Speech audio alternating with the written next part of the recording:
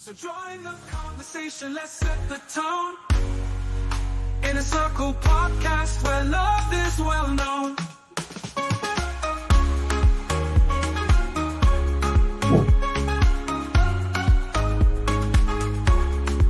So join the conversation, let's set the tone. Inner Circle Podcast, where love is well known.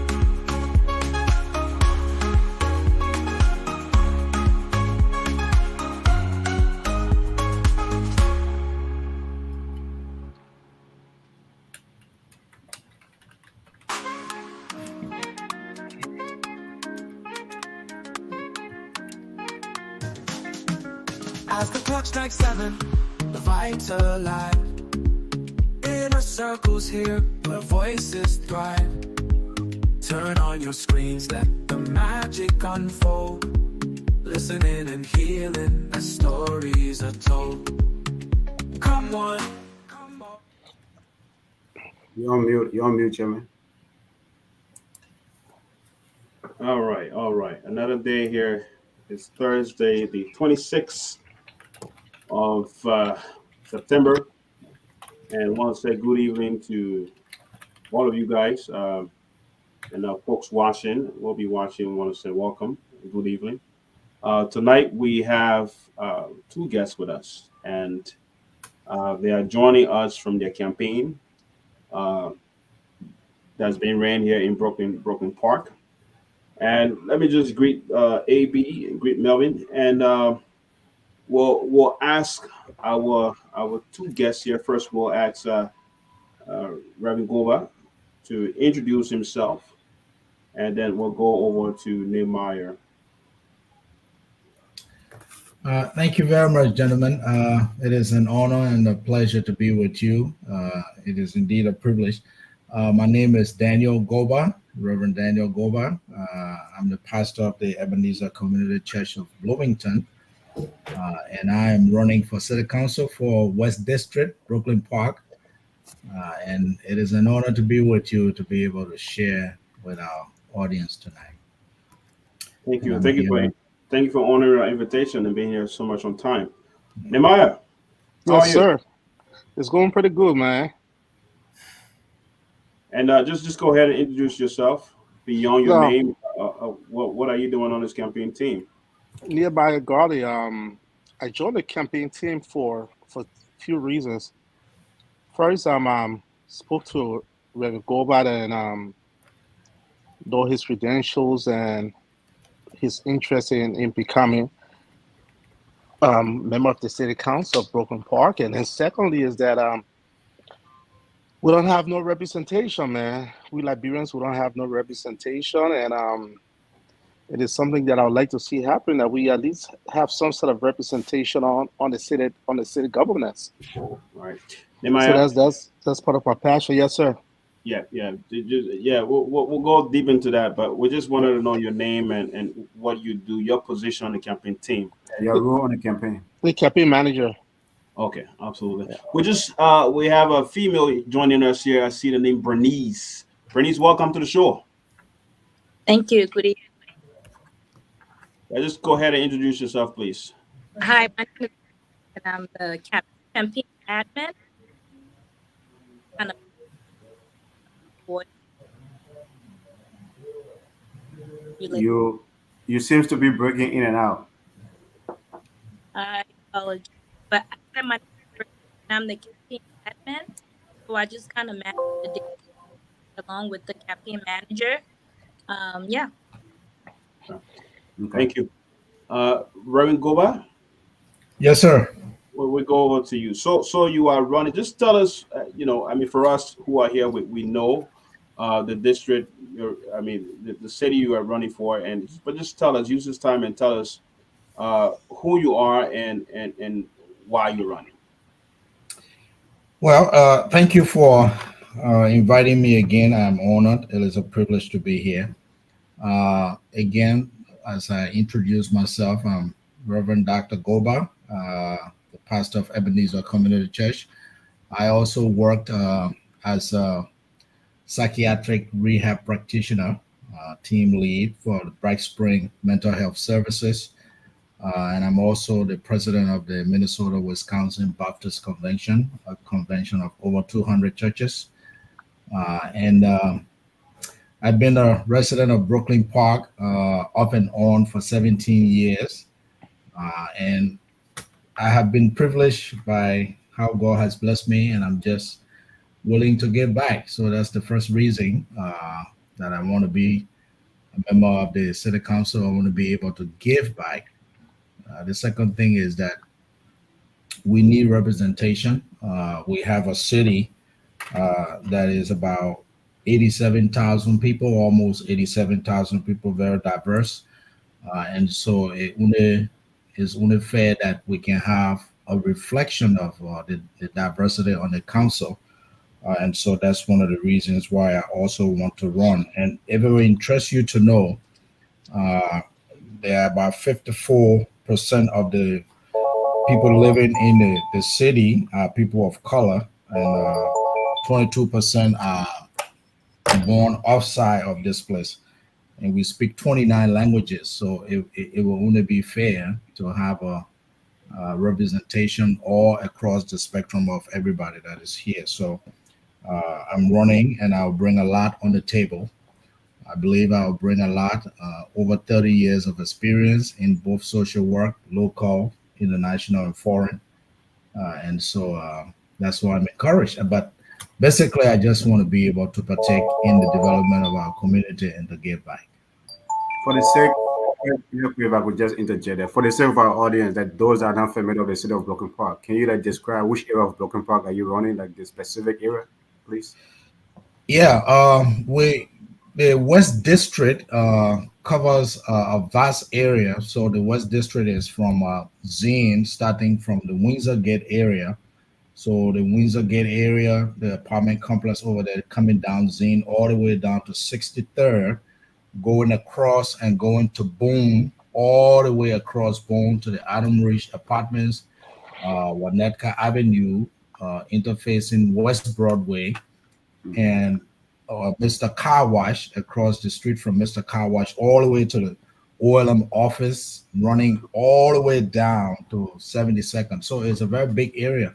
Adam Ridge is a part of the West District. The Willows, both Willow Park and Willowbrook are a part of West District. Eden Park, Eden Gate. So they have a whole lot of areas that cover the West District. So anybody that lives in those areas is in the West District and can vote. Did I leave any area out, Bernice and Nehemiah? Huntington. Huntington, please, yeah. Okay. Nevin, you got some questions? Yeah, Reverend, we are excited to have you here tonight. And I heard you and Nathaniel mentioning representation, which is huge. I think it's important to, have a face that look like us, in local government.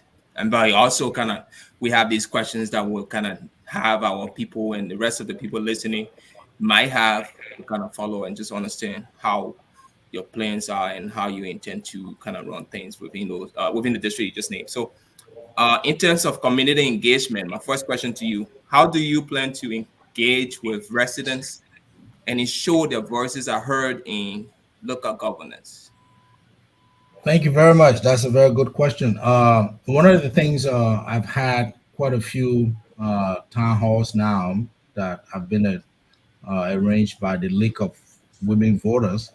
And that very question came about. And one of the things that I would do personally, considering the fact that I've been door knocking and hearing some things from the community leaders and the community dwellers, one of the things I would encourage is to hold town hall meetings to be able to engage the community.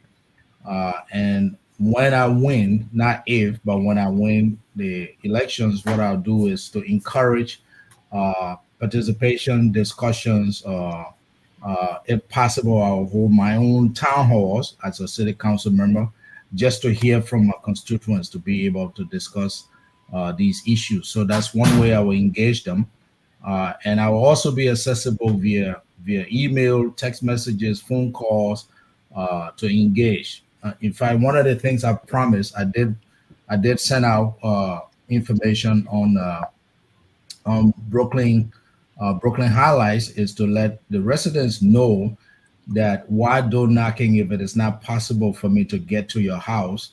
When I become a city council, I'll make sure that all of the houses I didn't knock, I will still visit with them so that the engagement can be personal and not just because I'm sitting there. I want to be very personal. My mind is personal so that I'll meet you, we'll talk, you let me, I get to know you better, you get to know me better. So those are some of the ways I'll try to engage the community. Great. A follow-up question there, and I think you kind of lay it out. Also, in the meantime, I know you are aspiring to win, and you kind of spoke about when you win, so that's huge. I love positivity. The follow-up question would be, now that you have a campaign team set up and things you mentioned you would do, are you one way or the other doing those during the campaigning period? Because it's huge too. I think those will kind of get you to that level of making yourself new in the community and reaching out to the people. Are those things you mentioned being done currently during the electoral process? Well, I'm reaching out as much as possible. I'm going to events. I'm meeting with the community, and I'm going to events. I'm doing stuff, and even in my role, just in my role as a pastor for the last 30 years, I have been engaged with the community. Right now, I work with a mental health place. I'm the team lead here, otherwise known as client services manager. And I have a responsibility of engaging and advocating for these people. And that's one of the things that I do. So I'm already engaging. I'm taking part in activities. I'm volunteering. As a matter of fact, on Saturday, I'm one of the planners for the NAMI walk, the mental health NAMI walk. I'll be doing that walk on Saturday.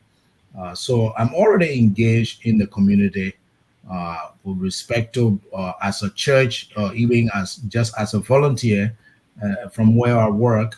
We volunteered with several organizations because it's a social organization. So we go as a group, and sometimes I do it individually.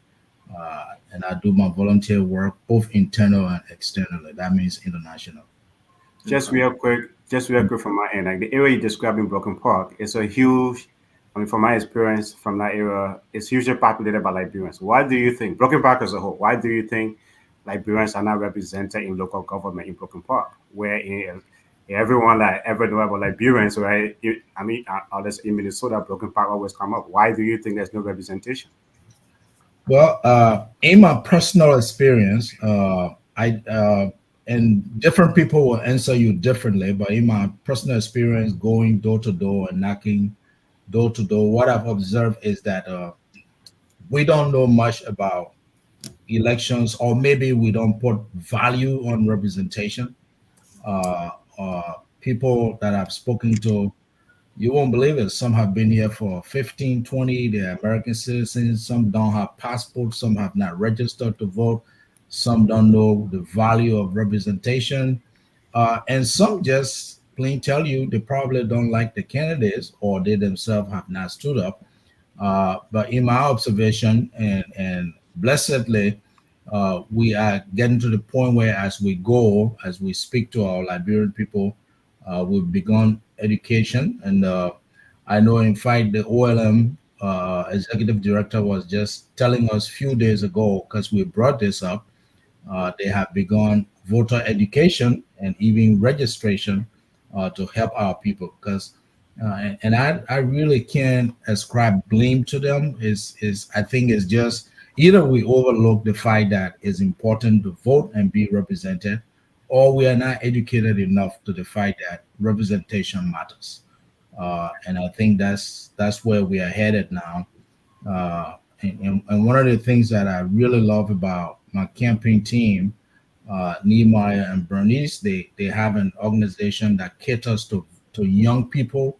And if you were to gather those youth and ask them about the value and the importance of voting, they'll tell you more than some older folks will tell you.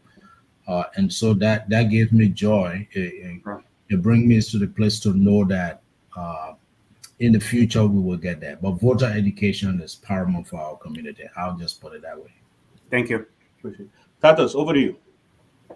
Erngoba, it's a pleasure having you here tonight. Thanks to you and your team for Thank being you. here. And quite honestly, it's really it's a proud moment seeing one of us, trying to be a part of the process and the local politics.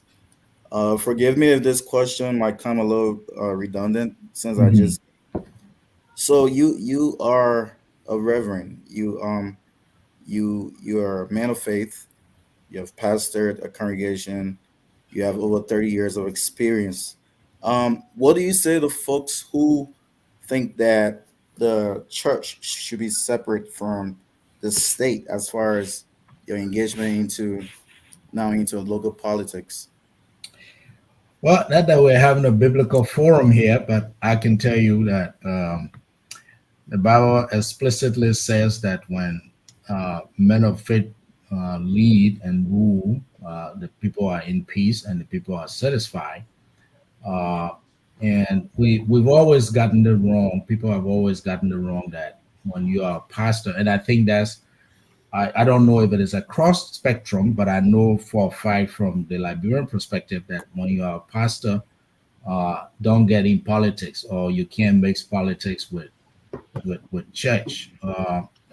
But the truth is, government was instituted by God Himself, and so if you have men and women of God who are a part of government, it should even bring joy to the people because when you are a God-fearing person and you are in government, you have values that you ascribe to, that you subscribe to, and those values are not easily broken uh, because you're Hey, just not a regular politician. Let me put it that way. When uh, you're a regular politician, you might flow, but when you are a person of faith and of values, the values that ascribe to people, the needs of people are your paramount concern, and not just because you want to be a politician. Okay. If that Thank you. answers the question. I just like to move over to Bernice. Bernice, good evening again. And just want to know, how did you become part of the team here with Reverend Goba? Well, thank you. Thanks to you guys for having us. I was brought on by who work very closely with. And we, Your reception is really bad. You're cutting in and out whole time.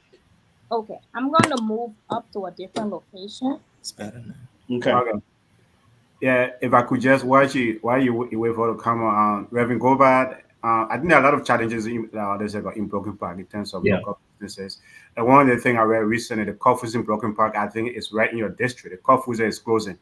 If you win the election, what will you do? Like, I think because as you say, it's a very diverse district, and to Mhm. hear that local businesses are closing, that specific area, a while ago, CVS was there. CVS closed down, and then now it's like it's a coffee is going to be going away. What are you going to do to address those challenges, especially for our community? Well, the first thing I'll do, it's good you brought it up. Yesterday, I was in discussions with the executive director of OLM, uh, informal discussions, not official discussions, and we brought it up. And one of the things we just brainstorming amongst ourselves was that they have tried to inquire as to why it is closing. We don't know that. I don't know if that information is completely public yet, but they've from what they've said that it is because of theft. They are losing by from people stealing a lot of the goods. So the question was, okay, if that's the case, and if they choose to continue and go through with closing the store, what happens? So some of the discussions that were had yesterday just amongst us and suggestions which I support will be that, okay, since we're here, we have a huge population here of Liberians living in the Brooklyn Park area. Uh, we are about 11,243 Africans living here. Of that number, uh, we have a good percentage of that number. So some of the discussions amongst us was, hey, okay, should this place close? What should we do as a community to benefit? Because some of the ethnic and cultural foods that they sell, we will be losing that. So what do we do next? So the question was, should we then request that the city give us this building or sell this building to us so that we turn it into a community mall, community store where everybody has a little room, or just whatever way we could use it. So those would be some of my discussions that I'll bring on the table. Which Absolutely. already begun in the background. So when I win, those are some of the issues I'll bring on the table with the council. Thank you very And much. if I can speak, Yeah. if I can speak to that, Mario, go to ahead. expand on what the Reverend just said, is that the Cub Food over there, they have is one of they are losing about 100,000 plus a month.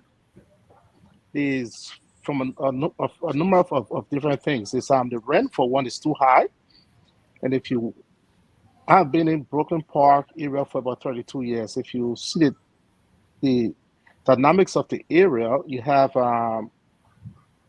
they got Sun Dragon Star right across the That street. will start. Yeah. You have Sun Food down further down Brooklyn Boulevard. You got Waterside Market, and since Brooklyn Park has changed over time, there has been a lot of immigrants, and we eating different food. So Cub Food too you have um what's the other store that sells and the Target sells food. There's another store across the street that sells food. You have so the point I'm trying to make, there are a few different factors. There's competition. Yeah, there's competition, and everybody else selling food. Brooklyn Park has a huge immigrant population. Our population, we are buying more of our own food. So there are different factors that's involved. But just so quick to that though, I mean, it's like there are a lot of other cities, but there are a lot of other local cities here that have competition, great competition. I mean, but they are still no store like I mean in Maple or in Plymouth, you don't have store closing. Those are areas that have been populated by immigrants, right? I mean, it's like you have store closing that's going to be affecting local jobs. Isn't that something like your campaign should be concerned about? So one of the things I would like to see is that I would like to see Brooklyn Park move to a new Brooklyn Park to face the reality of what Brooklyn Park has become. As I said, when I was here back in the days, about 32 years ago, when we came to Brooklyn Park, we would get pulled by asked what we're doing in Brooklyn Park. We would be asked to leave it from Brooklyn Park. Now you find a whole bunch of immigrants in Brooklyn Park. Cub Food, that Cub Food been there forever. So one of the things that we have to gravitate towards is to have more malls that we cater to the diversity in Brooklyn Park. To have food stores that cater to the diversity in Brooklyn Park. You cannot compare the population in Maple Grove in terms of immigrant population in Maple Grove to that of Brooklyn Park. Absolutely. The Cub Food in Maple Grove would do a lot better than a Cub Food in Brooklyn Park because, like for me, when I get to Cub Food now, it's mostly to buy milk and probably some little stuff. But what I want to eat, I'm going to Waterside Market to buy my food, to buy my groceries. So that, and there's a lot of us librarians that move in that direction. Right. Thank you, Nehemiah. Bernice, over to you. You had a question on the table before you left. I will give you that question again. Just tell us, how did you get connected to the campaign and Reverend Goba himself? Thank you. Yeah, I got connected to the campaign and Reverend Goba through Nehemiah, who was recommended by the OLM team. And when I got involved, we met with Reverend Goba and just kind of asked questions, more like a interview of what his values, who he is, who are we following, does it align with mine? And he kind of laid that out for himself. He's a well-rounded, well-represented guy, and absolutely aligned with what an individual that I will put my my name behind. And it was really easy. And I basically joined the team and just ran from there. It's been great working with him. It's been great engaging with the community. We're getting a lot of positive feedback about his character, about the work he has done, about anything from his pastoral career to his professional career to him personally. So it was just an easy thing to join the team. Over to So you, Amy. yeah, so I know like you guys talking about the OLM connection a lot. So to me, if is your campaign like working with OLM in any way? What's the relationship there? No, we are not. We are not working with OLM. OLM is they oversee the all the Liberians in Minnesota. We are just a campaign team that's we consult with them sometimes, but we don't have no direct relationship. You Okay. consult with them So like go ahead, Samuel. yeah, Yes. I think that's a good question, AB. But I want to ask. I get your answer you're giving, but to Reverend Goba, Yeah. when you become a part of the city council, how would you like to see a working relationship with OLM? Well, I think that's one of the reasons. Remember, I told you the meeting that I had with him was informal. So that means I just went in my capacity as a concerned citizen with respect to what's happening in our community. I think AB alluded to the question. And so, what I'll do as a city council, considering that, uh, not that not that I'm representing just Liberians on the council, but the fact that we are here and we will be in the majority, and we have an organization that we can go to if it is an issue that has to do with our community. Uh, that's why I've begun to establish that relationship to ask these questions, because the reality is some of the questions that I will put down on the table personally that I want with respect to our community, some of them will have to go to the OLM as our representative in our community. And I will be dealing and working with all stakeholders. Brooklyn Park has a lot of different groups. And so that's why we've begun engaging these different groups, so that whenever I'm on the city council, and for the sake of transparency, like I said, require I'm going to require me to hold town hall meetings to hear from the community, hear from the constituency. And even if it means that we bring things to the table that are culturally relative and relevant for us, I will have to deal with the organizations so that we'll be able to find an answer, come to a common ground, so that even when you're voting, your vote can be based on what you have heard from the community, so that you'll be aligned with the people you are representing, all of them. Maybe take On over. Can I come in for a second? Yeah. In the beginning, I think one of the questions you guys asked was, why don't we have representation? Sure. And I think OLM has that answer, because they have raw data, information on how many Liberians are voting during an election. What are some of the barriers to, folks not voting? So some Okay. is inquiring on assessing, why aren't we voting? Why aren't we in politics? Why don't we have representation? We have a large elderly population here in Minnesota.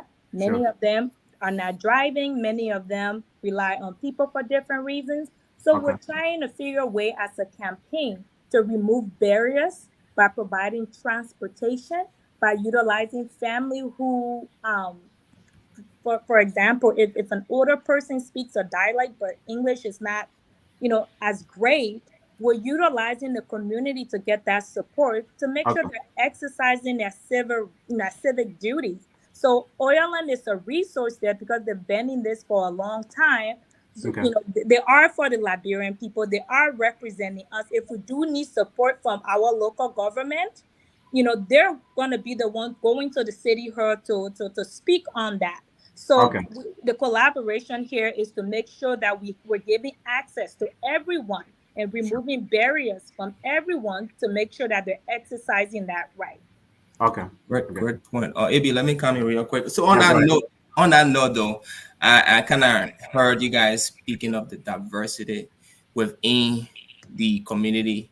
Revenue is running. And then you guys kind of mentioned something about Liberian community, even though we most likely have the be on the higher end in terms of the population there.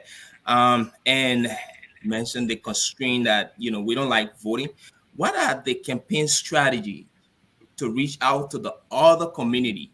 I know you mentioned, Reverend mentioned something about having these meeting different group, not just OLM. But what are the other strategies you got in place to reach out to the other community that we think most likely would do the voting piece of it to ensure you got not just Liberians vote, but people from the other community, like the white community, like the Kenyan community? What are the campaign strategies reaching that group of people or those group of people? I think Bernice can speak to that question really well. Nehemiah, would you want to chip in, or you want me to go ahead? Go ahead. I'll back you up. Oh, okay. So we've been doing a lot of different things. I think I'm new to politics, but I'm not new to building rapport. Working with people. I am a social worker as well. I'm a clinical social worker. So in terms of working with families, working in communities, working with diverse population, I'm not new to that. With that being said, Liberians, let's start with the Liberian community first. Within the Liberian community, there's so many of us, right? We have folks who are Christian, we have folks who are Muslim. So we're scheduling specific meetings with different communities, and that could include age groups, tribes, religion, whatever it is, to hear from them. Just recently, we had a meeting with our Muslim brothers and sisters, and it was great to hear from them. It was great to hear from them what they know about Reverend Goba. It was great to get recommendations from them on how to penetrate other communities within that community. They initiated us to visit other areas. So that is a strategy that we're very passionate about, to penetrate other Liberian communities. Now, moving on to the non-Liberian communities, what we're doing next is that we're having hot dog and chips or cookies, whatever it is, at these different apartment buildings, to make sure that we're reaching all people. Reverend Goba is not just a Liberian candidate, so we have to be very intentional and strategic about how we meet these people. This Saturday, we will be at Huntington Point, passing out hot dogs, chips, pop, water, whatever it is, and having Reverend Goba speak to them. We'll also have, he mentioned that we work with youths, our youth door knocking while we're passing out hot dogs. That being said, we'll also be registering folks. We spoke about why Liberians don't vote, right? We will be registering folks who are not registered yet, because early voting is now. It started on Friday, the 20th. Sure. And it's in process right now. It's easier for you to have folks who are registered and just take them to go vote than to go through that whole process at the city hall. A lot of people work double. A lot of people have to pay rent. Mortgages are high, rent are high. So we're trying to make it as easy as possible by being proactive, by implanting ourselves in these different apartment buildings. Most recently, Reverend Goba had a meeting with another candidate who's running in Brooklyn Park, but in a different district, the Central District, and kind of share strategies on, and she's a white candidate, on how, the different things that we're doing, how they can collaborate and things like that. So we're being very different. We've seen the previous campaigns and previous people who have ran and what they have done, heard from them.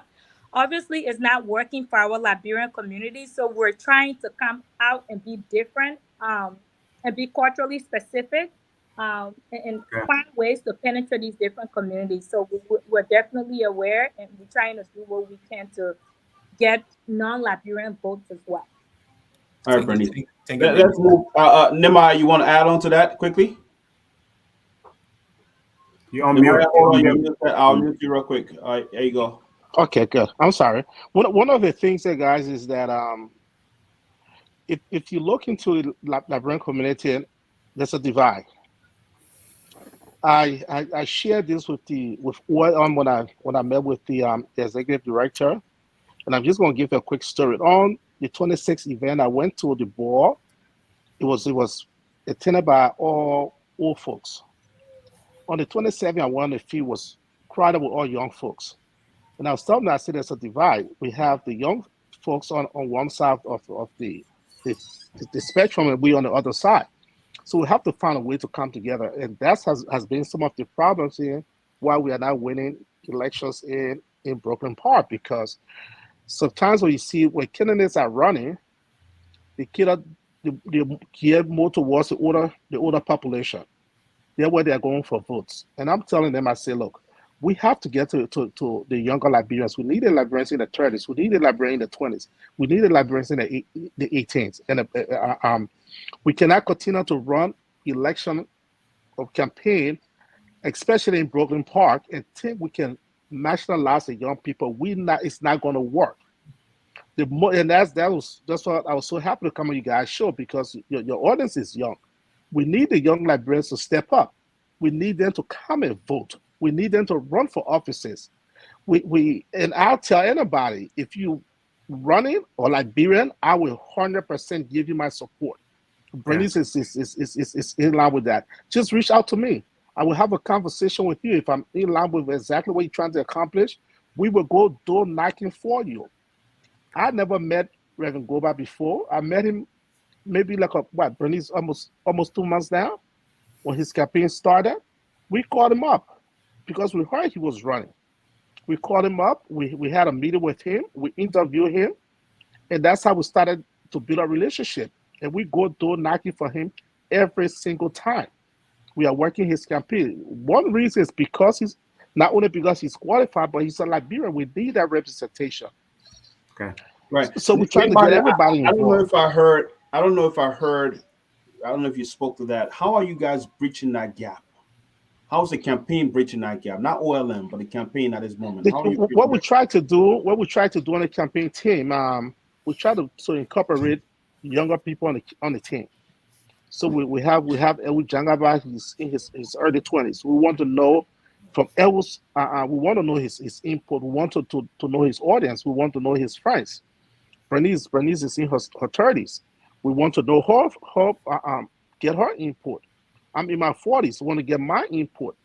So we are trying to tap into everybody. One time we had a meeting with about 25 Liberians between the age of 20 to 30. And that's the same conversation we're having. How can we tap into the young population?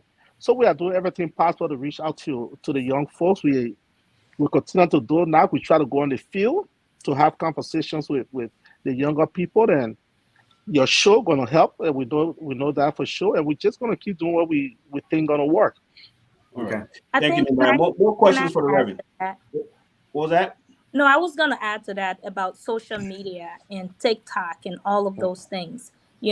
Because we have our young population, we rely on them for things like TikTok, social media, all these different things to make sure the words are going further and faster. We had a fundraiser not too long ago, and we really rely on the younger people to help pass that information on. I mean, we put it together in no time, and the result was beautiful. So we want to hear from them. We're not ignoring them. We remind them that it matters and that words are important and it matters. We have 16-year-old working with us, 14, 10. So that's how far back we go with the kids. And the beautiful thing that we do, the candidate, we have them sit down with the candidate and ask questions. One of the things we did that they were asking, what is a Democrat and what is a Republican, coming from a 10-year-old? Asking that question. It was so beautiful to watch. So we're preparing them ahead of time. So we're just kind of creating that conversation now so that when they hit 18 in 2 years, they're ready and understand. Appreciate that. So let's move over to Reverend. Reverend, Tatos, you got any more questions for Reverend? Yeah, Reverend. So, and again, thanks to the team here. You guys are really giving us a depth into your campaign here. So thank you. Reverend, so I was kind of looking over your platform a little bit, and I took key interest in the affordable housing area. Mhm. So what are some of the bottlenecks that you've uncovered during your crafting your platform, and how do you intend to address just those issues? This is very important to me. As you can see, it is on the top of the issues that I'm dealing with, and that's because I've personally experienced it. I'm not just talking about it because I'm hearing it from people. When I first moved to Minnesota before we bought a home. We rented, and what we realized is that there were options, but what happened to the property is that a lot of the properties were not being maintained. You will even realize that some of the properties didn't have property managers there. You would just call a number, and if you had a problem, you better survey yourself or otherwise. So that became an issue, and then as time goes by, you realize that. I remember when I came to Minnesota, a 2-bedroom apartment was $550. Now a 2-bedroom apartment is 17, 18, 1900. So the difference is so vast to the point that even apartments are becoming very hard. Increasingly, they are not affordable for people. And so one of the things we will do when we get on the city council is to encourage investment into building more apartment complexes so that there will be, the more they are, I think the more the competition you have, it will drive the prices down. So that's why it is important to me for everybody to have equitable access to housing, because one of the things is they build these high-end apartment complexes or these buildings, these gated buildings. You pay 17, 18, $1,900 for one single bedroom. So we will advocate, especially for our population. This is something too that, if you will remember, Brooklyn Park was a place where the most you will have in a building or in an apartment was 2 bedrooms. But since we moved, even in regular living houses, but since they realized that the population was moving here and we are family oriented, so we needed more than 1-2 rooms.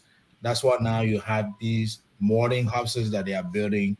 They build some of them 4-bedroom, 5 bedrooms, and they just create the opportunity. So those are things we will continue to emphasize and to talk about. Accordingly, I think there is about, if I'm not wrong, there is about 1,000 undeveloped acres in the Brooklyn Park area, and those are areas that are set aside. So one of the things will be to inquire from the council, because you can't do most of these until you're inside, because you don't know how it works on the inside. But we can bring it to the table, say, hey, you have some of these undeveloped area, you have so much acres. If we lack housing, why don't we do this? Why don't we do that? So that's why it is important to me, because I've lived it firsthand. And one of the things will be to actually protect renters' rights. Because a lot of times renters don't have rights. Jeremy, on mute. But if I can come in here quick, like for the sake of our audience, are you running on a major party? Are you running on a party ticket or? No, local elections are non-partisan, and I have not officially registered for any political party, but I have voted based on platforms, issues, and stuff like that. So, but I am a conservative. With respect to values, I am conservative. Okay, so I have a question there. I have a question there quick. I know Titus mentioned, one of your platforms about affordable housing. The area you're running in the West District has a lot of challenges. One of it is crime. Okay, a lot of crime take place in that area. What are you going to do to address that? A few weeks ago, we actually had Bernice, correct me if I'm wrong. I don't know the title, but it was a community development meeting where you discuss the values and the issues of the community. And one of the issues that I brought about was public safety. The group that I was with, we talk about public safety. And some of the issues that we've talked about, even during my first run, which was a special elections, was one of the issues that I brought up during the forums that I attended. Public safety and those measures that help to reduce crime and improve the emergency responses. We need especially to minimize the crime, we need the police to be more visible, first of all, in hotbed areas. We've encouraged the police because visibility will deter a lot of things. So that's one thing we've talked about. And two things with respect to just human safety and for both the police and the citizen.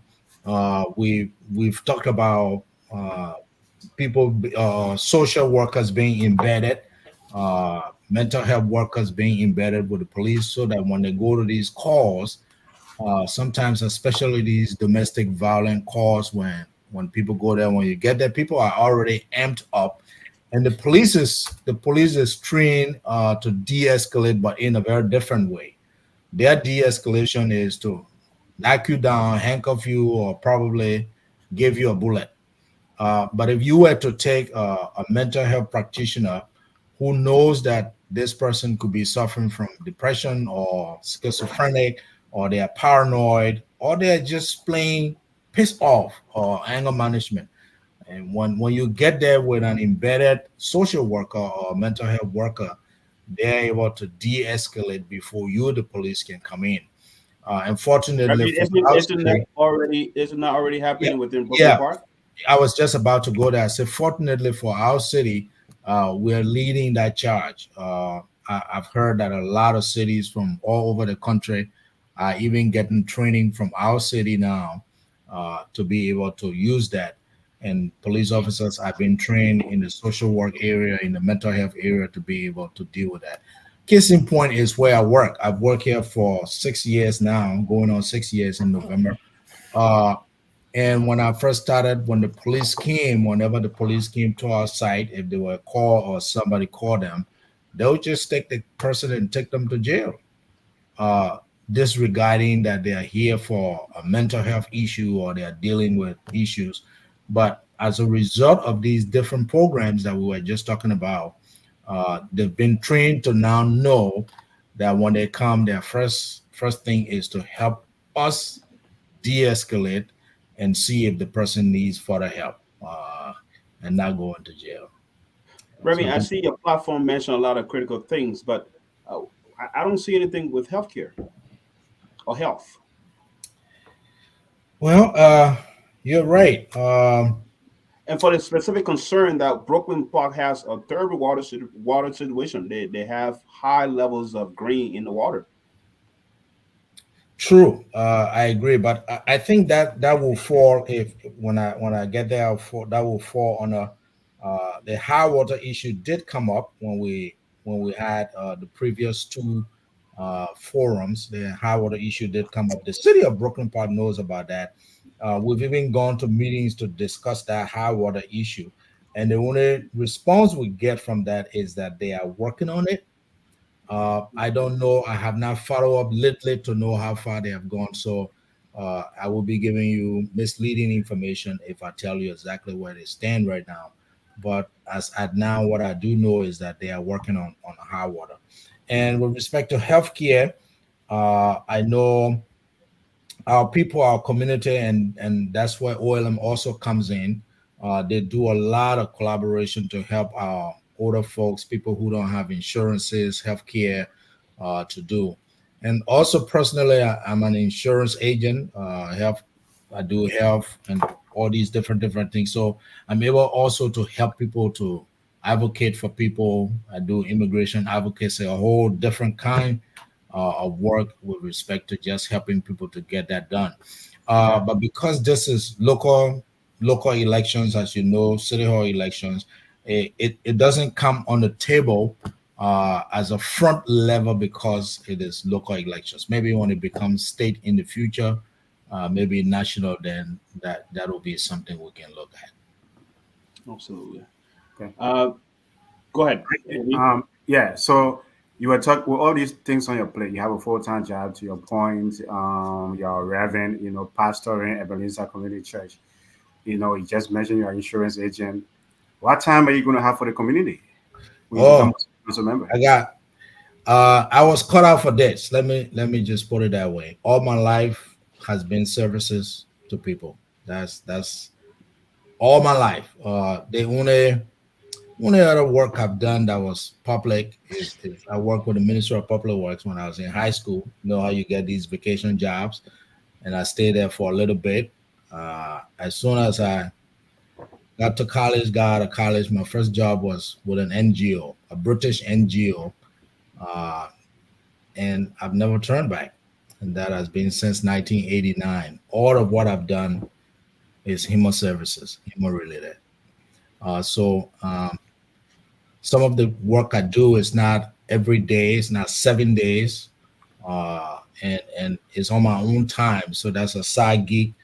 Uh, when somebody calls me and they want to talk about it, we sit down, we talk about it, and I help you out. It's just mostly advocacy and educating people on some of what they need to prepare their families and their future. Okay. Absolutely. Melvin? anything Yeah, from so you? thank you, Reverend, and thank you to your team. I think you guys are doing an amazing job. Thank you. On the issue of community diversity, right? How will you ensure that the diverse needs of all community members are represented and addressed in city policies? Uh, the city acknowledges that we're here. I'll just give you some stats. 54% of the city is people of color. 22% are foreign born, and we speak 29 languages in our city. We have the predominant tribes or the predominant groups, language groups. We have the Hmong, the Spanish, they call us the Africans because they can't ascribe all of our dialects. You understand that? So they just say African, and the Vietnamese. And in order for us to be able to cater to all of these constituencies, as I said initially, would be to call meetings to meet these people at town hall meetings, because it is at the town hall meeting that you'll be able to hear from them what their concerns are. And that is an experience that I will bring just based on the fact that I'm a pastor and also I'm a president of a convention that have diversity. We have over 200 churches, and we have the Hmong, we have the Spanish, we have the Thai. I mean, we just have different people from different areas. And every time we meet as a board, we discuss these issues, we bring them on board. We have all these different ethnic churches. We call some of them ethnic churches. We bring them together and figure out what their needs and their concerns are, how they can be integrated into the greater body, and what can be done for them to make them feel welcome and at home. And so I'll bring that experience to the city council. I'll talk to these different groups, like my campaign is already doing, because I told them I don't want anybody felt left out. So if they come to us with their issues, and when we go to discuss these issues as a council, these issues will be incorporated so that whatever the outcome is, it will affect everybody, and everybody will feel a part of it. Right. Thank you, Reverend. Somebody just asked the question, what church do you lead? I'll quickly, I mean, you can answer that quickly. Ebenezer Community Church is in Bloomington on Old Shakopee Road. We worship at the Atonement Lutheran Church. Is that associated with the Ebenezer here in Broken? I mean, with the Ebenezer in Broken Park? Say that again. Is it Ebenezer in Bloomington associated with the one in Broken Park? Yes. We started the Park one, and that was the first one that came out of the Brooklyn Park one, and Brooklyn Park was built. I was the missions director, international, local and international missions director. So when it was time to plant the first church, we did plant it, and they felt it was necessary that, in 5 cents, I was the mission person, I should pastor that. So I've been doing that for 12 years now. Okay. Yeah, time really flies, because Reverend, you know, I was kind of around when that church moved over there. So time indeed flies. So for the sake of time, let's just go around the room. Titus and Melvin and AB for your last questions, and then we'll move back to our guest all of our guests to see if they have any last thoughts or words for us or for the community before we take off from here. Thank Melvin, you, go ahead. Chairman. Oh, sorry, Okay. Tados, go ahead first. Yeah, go ahead, Tados. You want me to go? Oh, go ahead, please. Sure. So, yeah, Reverend. So again, thank you for elaborating on these different points. So, with your recent your long time association with the city council, has there been any policy or um, agreement that or decisions that they've passed that you personally have disagreed with? And if so, how have you make that known to the council? Well, for ethical reasons, I've not gone to them to personally say it, but I've been able to attend some of the meetings and watch some of the votes. And as you've asked, there have been an issue, particularly on one of the votes that I was at, that was taking the argument. There was somebody seeking licensure for the sale of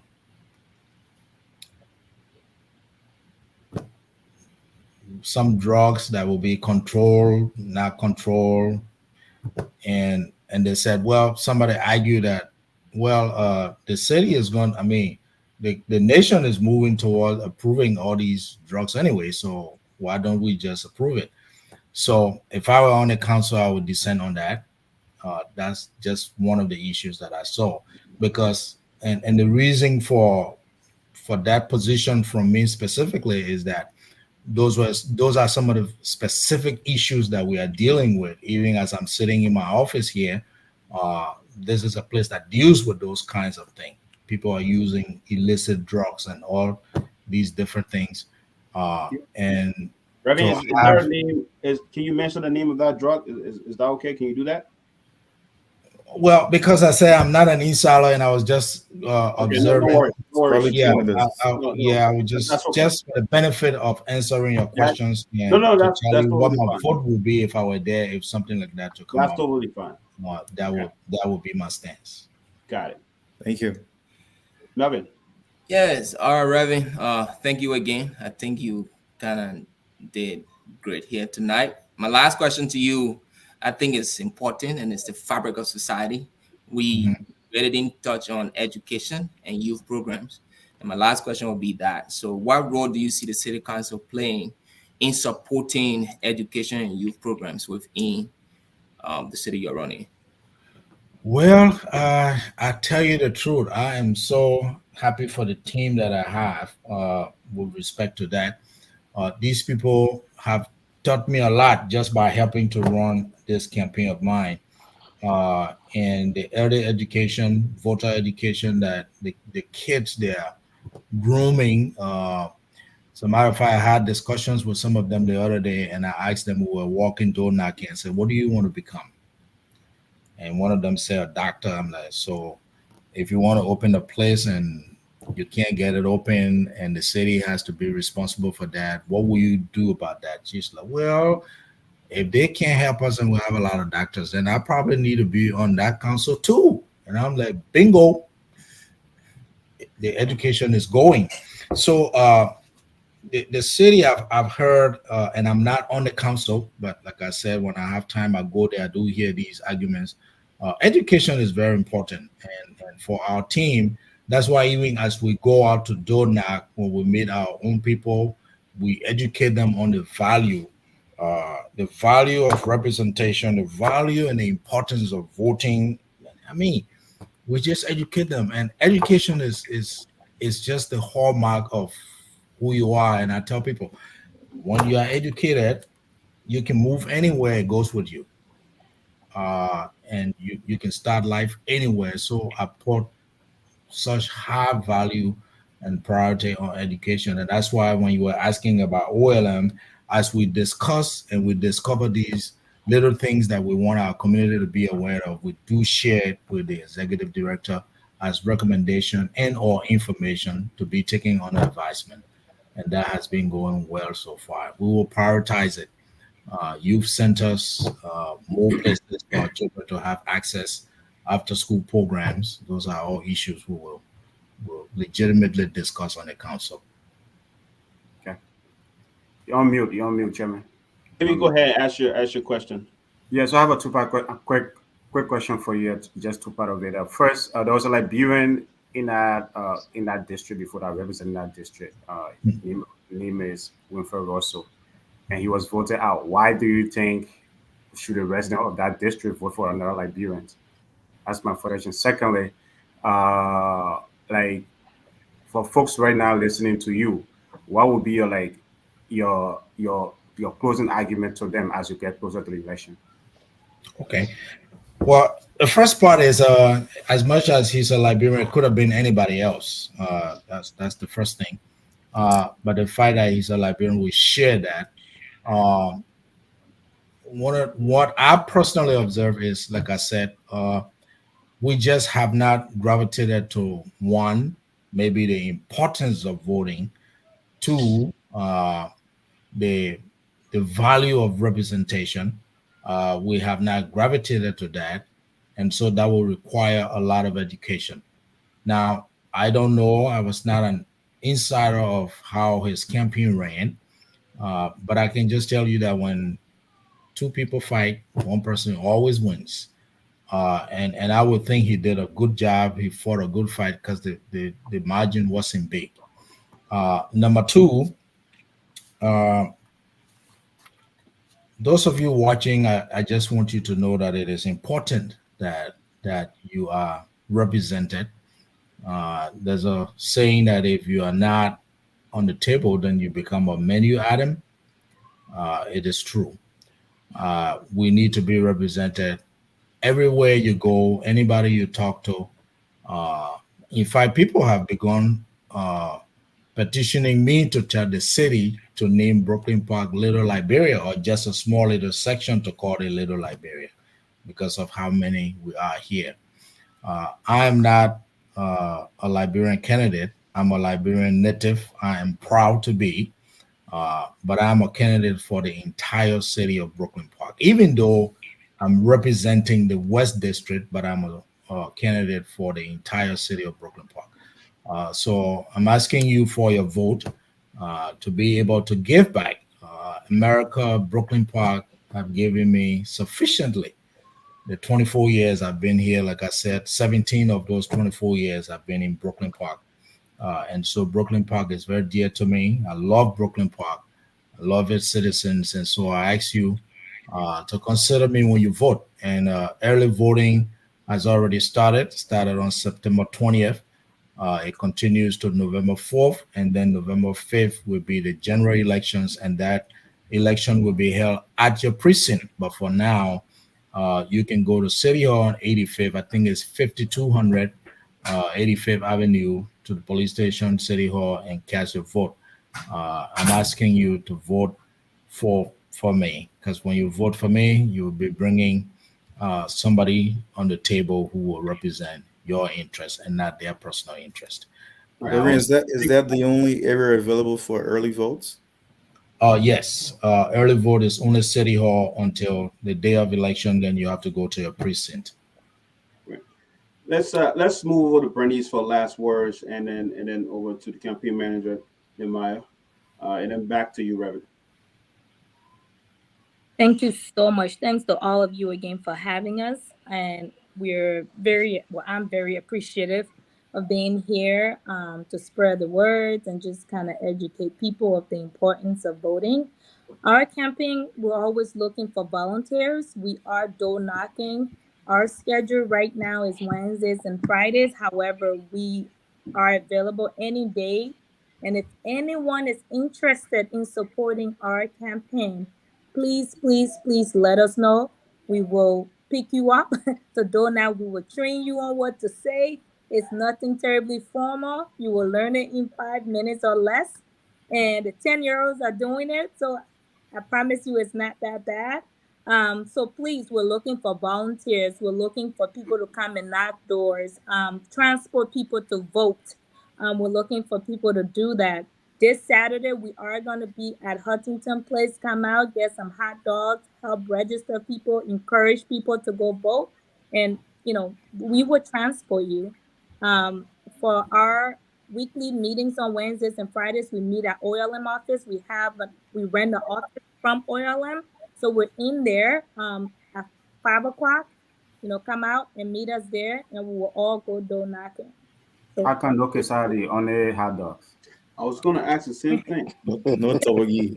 and I guess that we should be culturally specific. However, he's not only a Liberian candidate, he's a Brooklyn Park candidate, right? So we'll The find food is not diverse. That's the problem. But who knows? Maybe next time we might bring cassava leaf at our next stop. Who knows? I'm not promising anything because I don't want to start on the wrong foot.